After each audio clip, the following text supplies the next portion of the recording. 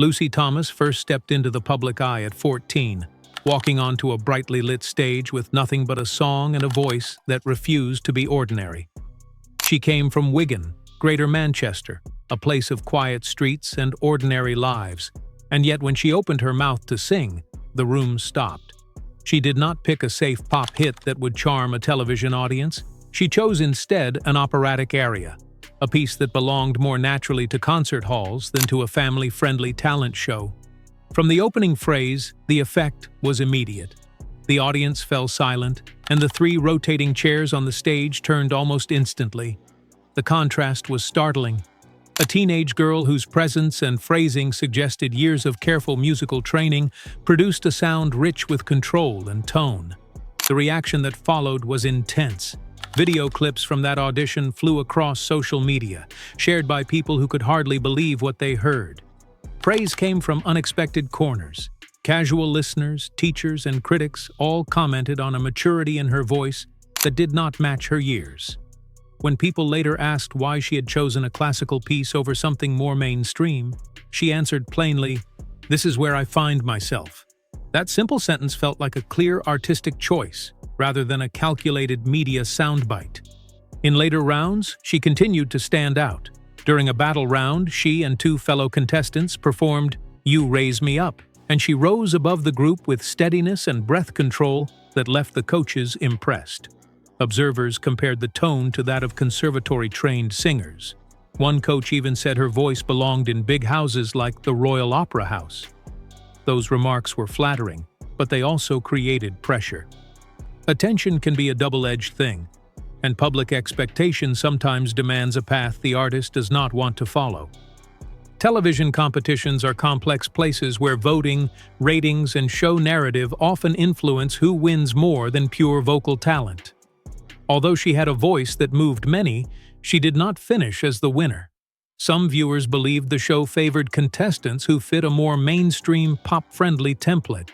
That suspicion fed debate about whether the format was prepared to nurture a voice that preferred classical lines and a quieter path. Behind the bright lights, the family was cautious. Her mother worried about the pressure a TV show could put on a young voice. A vocal coach encouraged the family to try the experience to measure natural talent and find out what needed careful work. But the decision to participate came with a plan that emphasized protection and measured steps. When the show concluded, the typical next move for many standout contestants, signing a big label contract, media training, and immediate promotion, did not happen. The family chose a different route. Her mother became an informal manager, handling communications, arranging studio time, and making choices about the pace of public life. There was no professional PR machine steering decisions, only a family-led plan that tried to balance ambition with safety.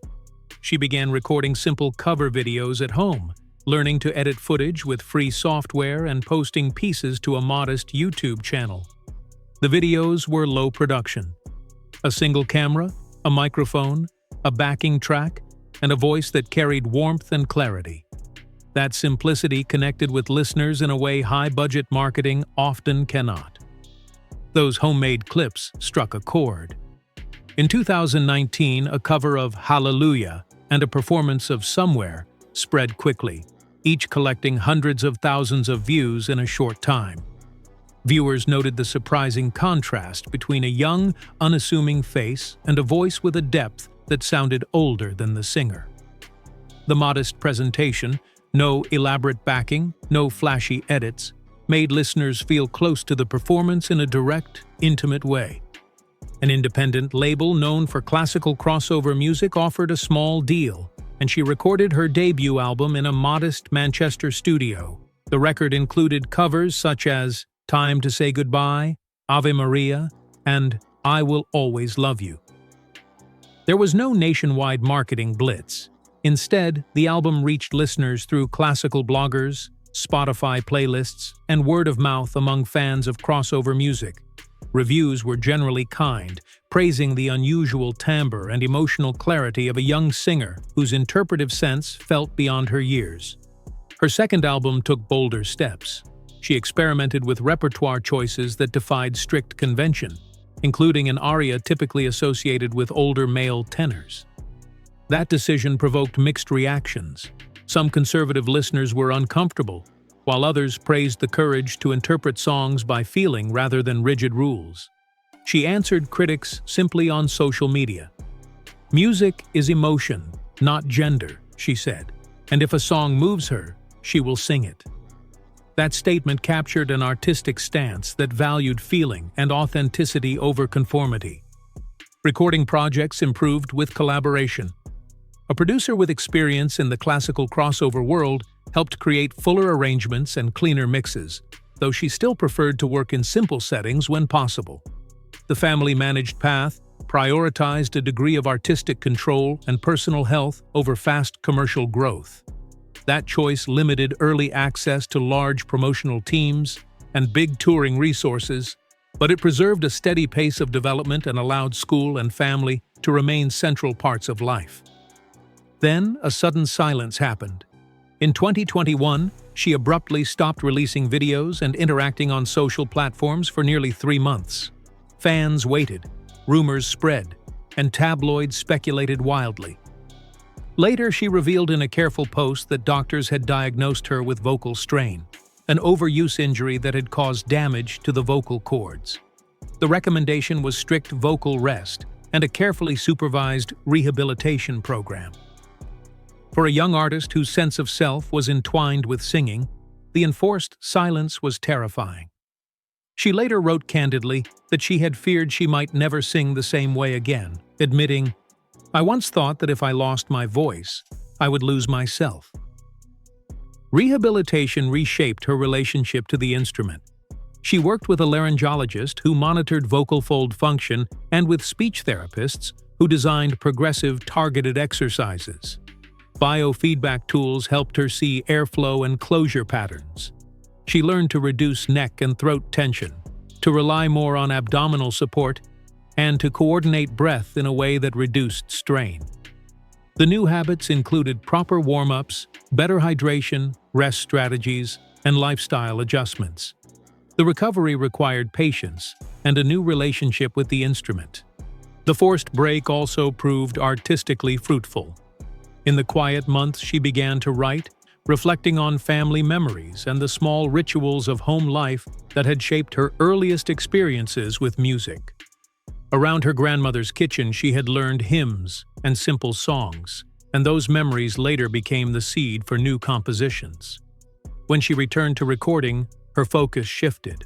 Where before she had often chosen pieces that displayed range and power, she now favored songs that rewarded nuance, clarity of line, and honest storytelling. By 2024, a new album emerged that marked a clear turn. The record, released under an independent label, was called Timeless and featured mostly original songs written and refined during her recovery. The opening track was a tribute to her grandmother and to the kitchen where she had first learned to hum melodies. During recording sessions, she occasionally broke down in tears, overwhelmed by the personal meaning of the material. Critics noted the album's textured approach, calm piano lines, string arrangements, and moments of sparse, intimate phrasing that asked listeners to lean in rather than be dazzled. A measured touring plan followed. Instead of large arenas, she chose small theaters and classical venues where acoustics and attention mattered. Sets were intentionally modest. No giant video screens, no dancers, just a string quartet, a piano, and the voice center stage. Tickets often sold out fast because the audience appreciated a stripped-back, honest concert. Technical teams praised the planning, careful set design, microphone choices tailored for voice health, and pacing that protected stamina. The intimate conditions allowed her to deliver performances that connected deeply with listeners. An unexpected digital moment came when a minimal piano and cello cover of a film song she posted on a short video app went viral, reaching millions. That clip introduced her to a younger audience and widened her fan base without forcing a change in musical direction. The viral surge did not push her into chart pop stardom, but it opened doors for licensing, small festival invitations, and interest from independent filmmakers seeking music with emotional resonance. Offers from major labels continued to appear, including a serious approach from an American company after her initial album. Her family nonetheless insisted she finish school before making large commitments. She explained the choice in a brief livestream, saying she needed time to grow up and figure out what she wanted. Industry voices criticized the pause as a missed momentum window, while others supported the decision as wise and protective. The tension between career speed and personal development became a recurring theme in discussions about her path. Fan communities played a steady role. They organized listening groups, pooled funds to help with travel costs for regional shows, and maintained playlists that introduced new listeners to her catalog. Fans often shared personal stories about how her music accompanied life events, from quiet mornings to significant ceremonies. These testimonials emphasize that her music found an intimate place in people's lives, not merely attention in passing. The press sometimes created friction. Tabloid pieces tried to dramatize the hiatus and market a story of disappearance. The family responded by tightening privacy and by issuing short, measured updates rather than prolonged public statements. That stance left gossip outlets unsatisfied but preserved a sense of calm. When she did speak publicly, it was often with a concise statement of gratitude or reflection, steering clear of sensational narratives. Her recovery became a teaching moment in vocal pedagogy. Vocal teachers pointed to her case as an example of why adolescent voices need careful guidance. Conservatories and community programs adopted modules on voice health that covered warm-ups, rest strategies, and the risks of early overuse. Some managers and festivals began to build medical oversight into development deals with young artists, providing checkups and staged performance schedules that allowed time for learning and growth. Collaborators praised her musical curiosity. She listened closely in studio sessions and asked practical questions about phrasing, texture, and balance. Younger composers valued the thoughtful attention she gave to their work, and she often allowed arrangements to evolve organically during rehearsals. This openness created a creative circle that preferred depth over speed and collaboration over domineering production. Financial realities remained real. Independent releases and small tours do not typically generate the same income as major label campaigns. Her family managed early expenses, and fans sometimes chipped in to support travel for shows. Over time, income from streaming, licensing, and careful touring stabilized into a modest but sustainable base. She learned budgeting and planning, building a career that was viable without surrendering artistic control. The content of her later songs emphasized fragile moments and domestic rituals, humming with a grandmother, preparing tea, the light through a kitchen window. Those images grounded songs in everyday life and gave listeners a sense of intimacy that large-scale pop hits rarely achieve. The work accumulated quietly. It was not engineered for mass radio play, but for moments people wanted in the background of significant memories. As her career matured, she also began mentoring younger singers. In workshops, she demonstrated warm-ups and spoke honestly about pressure and care. Her message was practical. Talent opens a door, but choices sustain a life. Managers began to create development agreements that included schooling and medical oversight for youth, a change partly inspired by the public attention to her experience. Critics continued to debate her long-term cultural reach. Would a deliberately protected and slower career still matter? Over time, evidence suggested yes. Her songs appeared in independent films, boutique playlists, and intimate venues where listeners prioritized craft. The influence was not as brash as sudden pop fame, but it was steady and cumulative. Looking back, the two strands of the story, an unforgettable televised audition and a later life built on care and craft, fit together. She did not vanish. She chose a path that favored health, artistic control, and measured growth. The public would always remember the small girl who made a studio audience fall silent, but the whole story included family decisions, medical recovery, artistic rebirth, and a steady commitment to music that mattered more than rapid fame. What happened to Lucy Thomas was not mystery or failure, but a deliberate reshaping of what success in music can look like. A life that respects the voice as an instrument to be tended with care, a career built slowly, and an art that seeks depth over the loudness of an instant. She began singing as a child in small local choirs where lessons were often informal and warm. Practice for her meant repeating phrases until they felt natural, not forced. Her early teachers noticed that she had an ear for subtle shifts in tone and a patience for slow work. Family. Sunday mornings filled with hymns and simple songs became a quiet training ground for phrasing and feeling. Those early routines were small but important, teaching her how to listen and how to hold a single note without strain. She learned that technique was not only about power, but about control and about knowing when not to push. In lessons, she worked on breath support, on letting the diaphragm do heavy lifting rather than stiff shoulders. Her method became one of mindful repetition, of balancing work with rest, and of paying attention to tiny changes. Teachers advised gradual growth and warned against sudden jumps into heavy repertoire for a young voice. She followed that advice and built strength over time with thoughtful choices about songs and keys. The family home became a studio of sorts, with a corner set aside for practice and a simple mic for recording. She recorded short takes, then listened back carefully to learn where a note needed more support or where a word needed clearer shaping. She learned editing skills slowly, helping shape her own videos before asking for help from others. The balance of home life and music kept her grounded and gave her a sense of normalcy beyond the screen. During the early internet buzz, many kind messages arrived, but the family filtered the noise so she could focus on growth.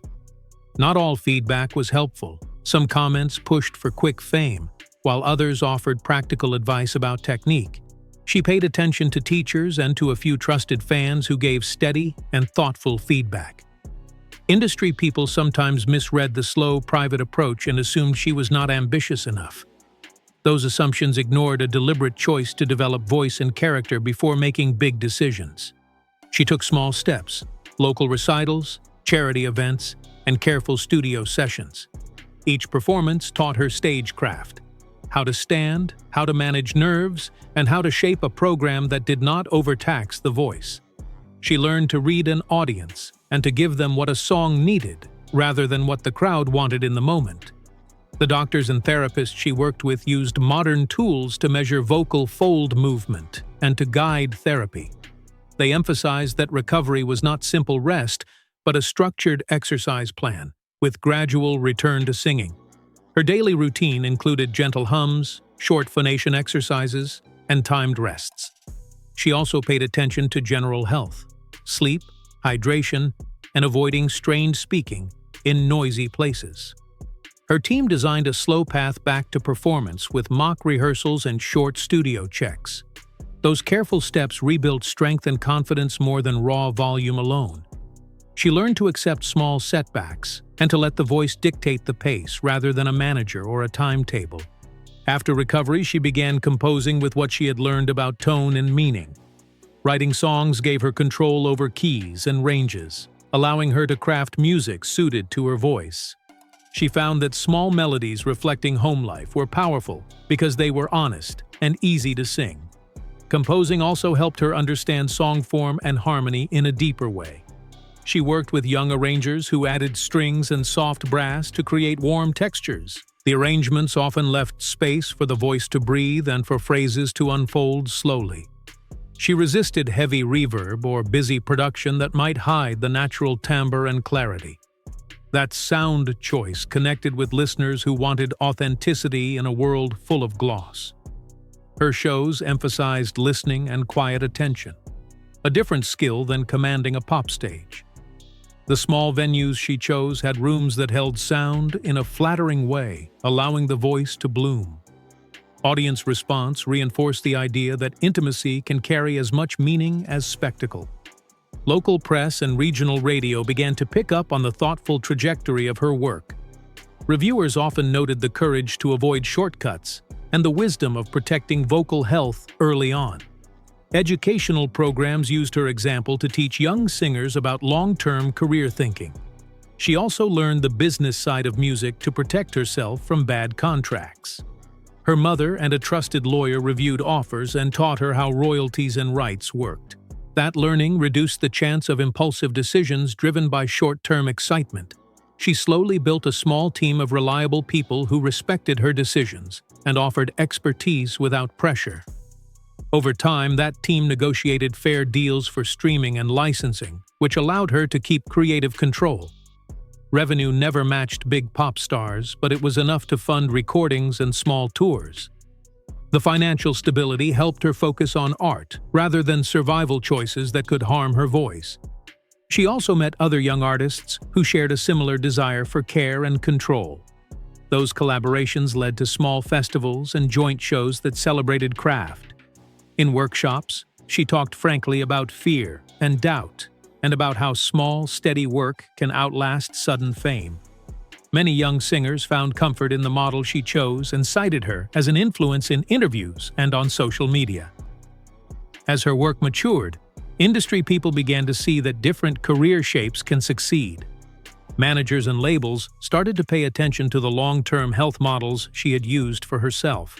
In academic circles, scholars wrote papers about the cultural impact of reality TV on developing artists and cited her case study.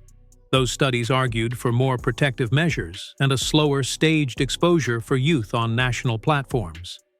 Public debate sometimes turned political when questions were asked about age, consent, and long-term welfare of young performers.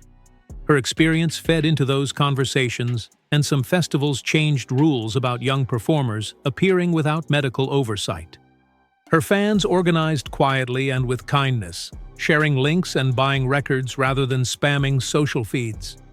They created small funds to sponsor travel for older fans who could not reach shows and helped with local promotion.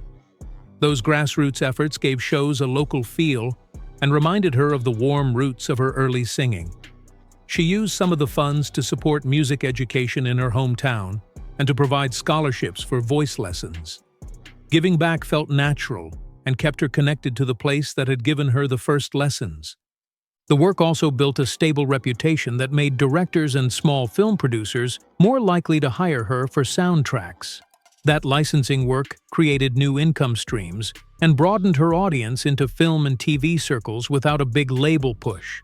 Her music's quiet power suited scenes of reflection and family life in independent films.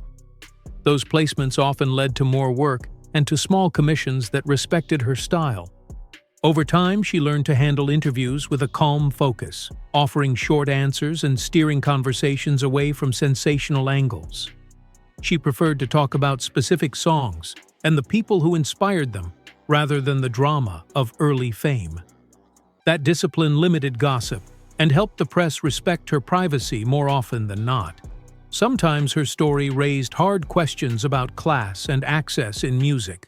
How many talented young people never get careful support because they cannot afford lessons? She worked with local charities to provide low-cost lessons and rehearsal space for kids in similar towns. Those community efforts reflected a desire to make opportunity more equal and to protect future voices.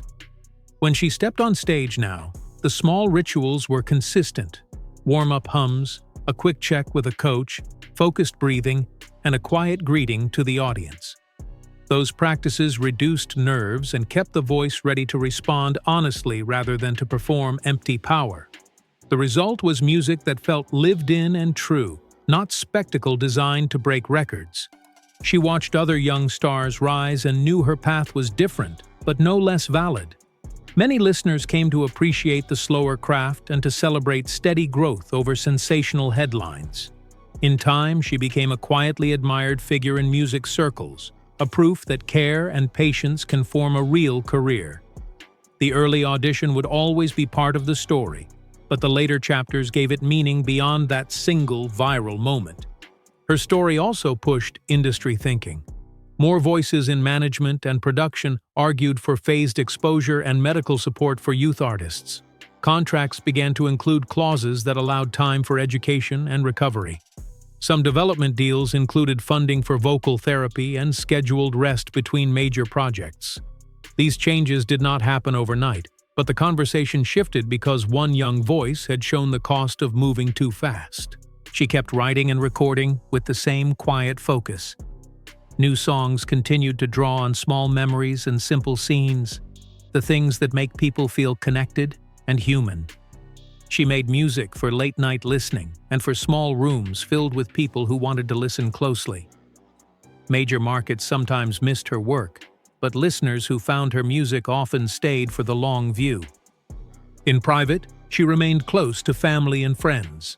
The routines from early life, simple meals, walks, and kitchen song sessions stayed part of her life.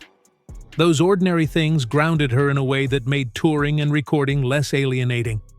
Fans who met her after shows often said she seemed sincere and calm, not dazzled by applause but grateful for attention. Her case made clear that talent alone does not guarantee the right path.